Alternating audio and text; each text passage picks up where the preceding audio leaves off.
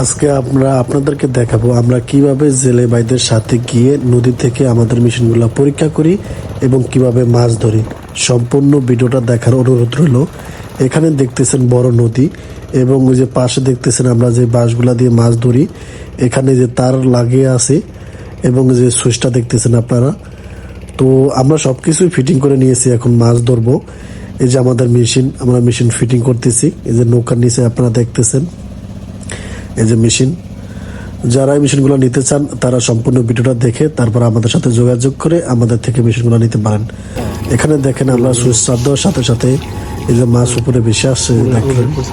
ভিডিওতে সম্পূর্ণ ভিডিওটা দেখার অনুরোধ রইল।